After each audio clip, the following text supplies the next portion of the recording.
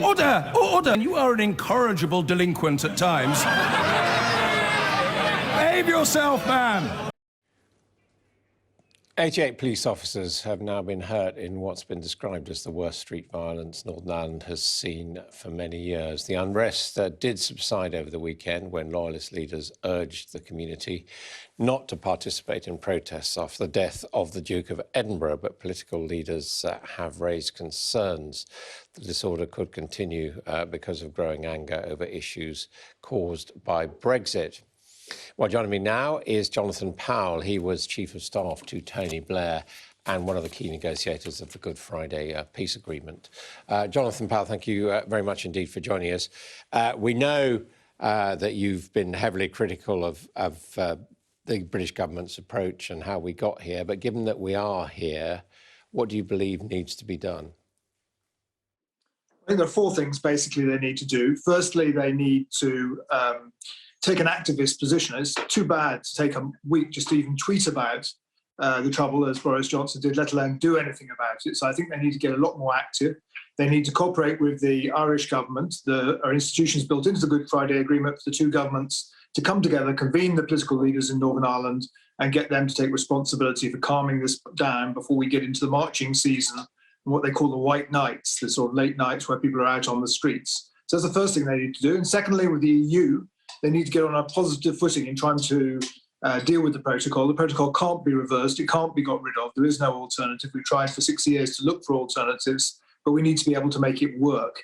It needs to work in practice, and that means hopefully light touch. So instead of attacking the EU, they need to sit down positively and work with them. And then thirdly, and perhaps most importantly, they need to try and build from the centre. There's interesting tendency now in Northern Ireland. You've got the centre ground growing. About 20% of people see themselves neither as unionists nor as nationalists. That will probably grow in the census this year.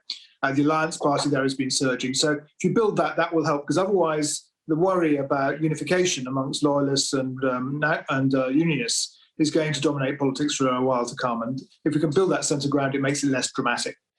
Problem with those ideas is, for example, talking more to the Irish government and to the European Union is precisely the sort of thing designed to infuriate loyalists, isn't it? They have been attacking the EU, but I think they're attacking the wrong people. The people who inflicted this on them was Boris Johnson and his government. They had a choice. There could have been a border in the island of Ireland, which would have been disastrous for the peace process, or in the Irish Sea. The border in the Irish Sea is less in your face, but it inevitably infringes on the rights of unionists. Now it needs to work, and the loyalists and unionists should be open to trying to make it work, because they haven't got an alternative. The only alternative would be the Celtic Sea, the sea between Ireland and the continent. And the consequences of that would be that Ireland would be tipped out of the single market and the customs union, which is unacceptable. Likewise, when you talk about the growth of people who aren't allied to either side and the growth of the Alliance Party, that is, again, precisely putting Northern Ireland into a kind of special limbo status, which appears to be something which unionists don't want. They want to be part of the UK. Well, they do. And of course, the Good Friday Agreement was an agreement to disagree. We couldn't persuade unionists they wanted to be in United Ireland, and we couldn't persuade nationalists to stay in United Kingdom. So they both pursue their political aim, but they pursue it by political means, not by violence. And the danger of what's happened now is that violence has re-entered the equation, and identity as an issue has been inflamed, rather than politics being about health and education and spending.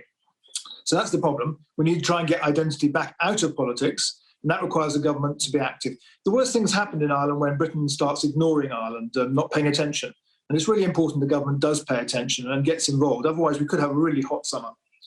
But you've written this weekend that you fear that Boris Johnson may actually have an ulterior motive and really want to put the stress on the relationship between Ireland and the rest of the EU. What I said was that there are people within the Commission, European Commission, who believe what he's trying to do is demonstrate that the protocol can't work, it's unworkable.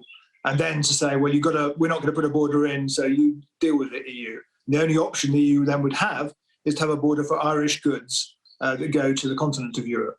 But that is, as I say, completely unacceptable for the UK to catapult Ireland out of the EU. So I don't think that's going to work either.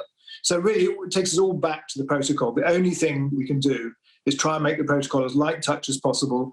And that's what Boris Johnson has to commit to. Having lied about this border in the Irish Sea, he needs to actually get serious, tell the people of Northern Ireland what the situation is, and then try and make it work.